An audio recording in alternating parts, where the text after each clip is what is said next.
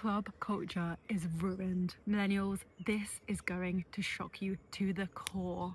Hi guys, I'm Leah and I talk about culture here on YouTube and on TikTok, so follow it if you're interested. Today we are going to talk about the 3 things that have changed in clubbing culture from millennials to Gen Z.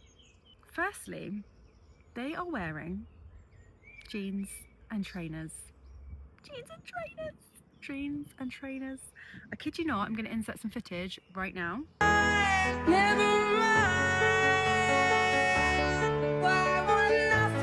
It is unfathomable.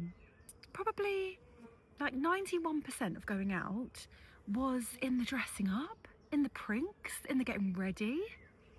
And you were going to put on your mini dress and 12-inch heels. And if you weren't comfortable in a mini dress, a blazer. Because as I've said before, we were there to do business.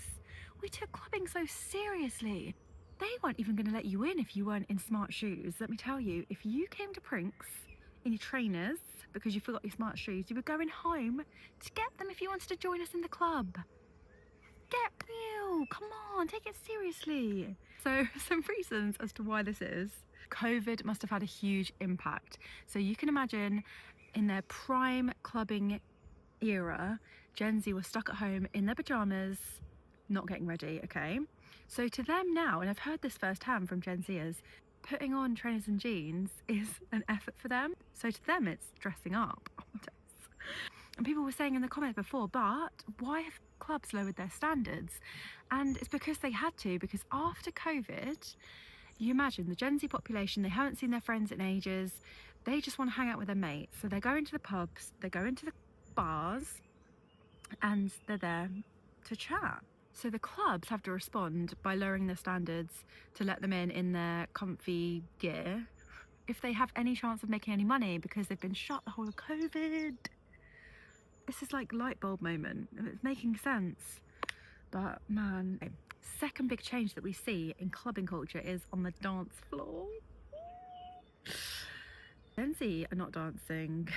Apparently you're not allowed to put your hands in the air, like you just don't care. Apparently that's not a thing. My sister says if you watched our last video, you can smell a millennial from a mile off because of their hand placement and obviously how they're dressed. So this is crazy to me. The reason we go to clubs is to dance, is to drink and to dance, right? So why are they not dancing? I think the huge elephant in the room here is there is this subconscious fear of letting go from this generation, because at any given moment, someone can whack out their smartphone, take a video of you and put it online for all to see, including your mum, your nan, your colleagues, your future boss. Do you know what I mean? So there is that hesitance. We did not have that back in the day. Of course, one of your friends might have had a digital camera if they were lucky, but it was staged photos. It was photo everyone, 3, 2, 1, take a picture. It wasn't candid video shots of you getting up to no good. It was posed photos. And the other form of photographic evidence back in the day was the official club photographer. Did anyone have a job going around taking photos at clubs? Because that's another story. And do you remember you logged on the next day to find your photos at the club of you and your mates? But again, they weren't going around just taking pictures. It was a staged affair and it was groups of people, so it was just completely different. And even that was mortifying. That level, when you knew it was happening, you were given notice, you were literally, it was just a static photo, that was still mortifying and embarrassing the next day. So you can imagine for this generation, it's just, I mean, it's just awful, isn't it? They don't want to let go. They don't want to have their intoxicated selves published online, which makes complete sense, understandably. And there are some good things that have come out of that, of course. But yeah, poor guys.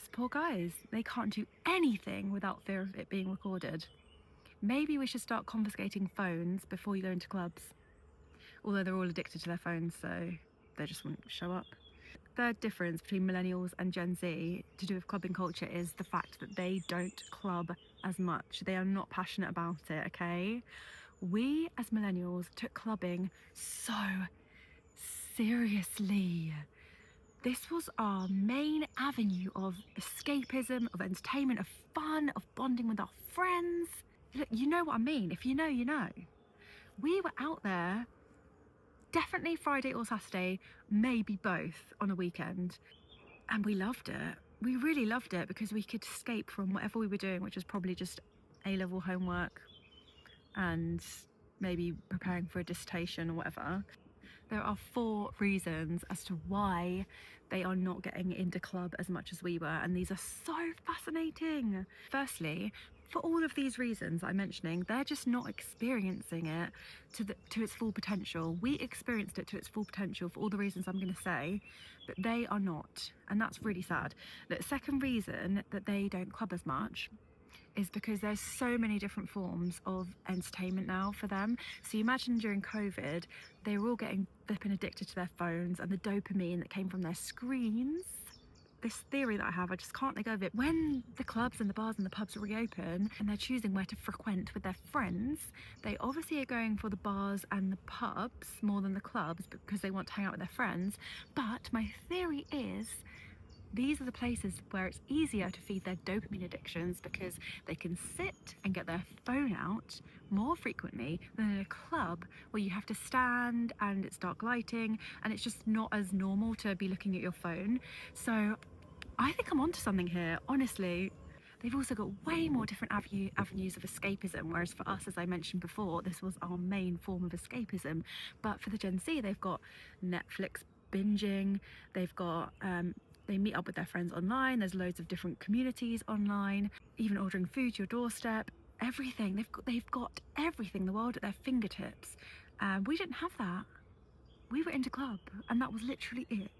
If we had a favourite TV programme, we were waiting 7 days each time for the new episode to drop. Can you imagine? Right, thirdly, and this is such a huge one, guys, music into club. What is going on? Where are our club pop favourites? They were just bangers. I talked about dopamine addiction, but how you can get dopamine rushing through your veins is a flipping club banger.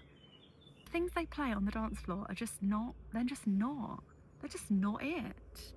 I don't know what's going on. I don't know why people aren't releasing good music.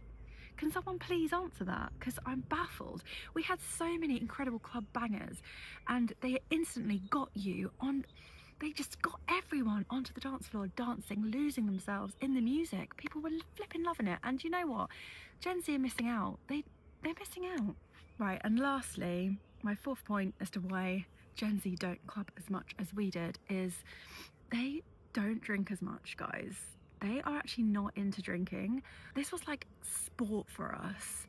We took it so seriously to obviously an unhealthy level. So we need to take a leaf out of Gen Z's book because I think this is great.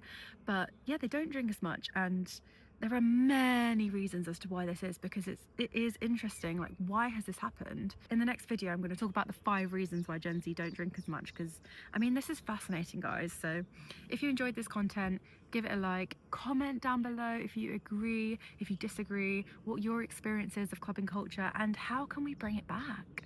Also, I have signed up to do some market research and go to the club on Friday, this Millennial Mama 3.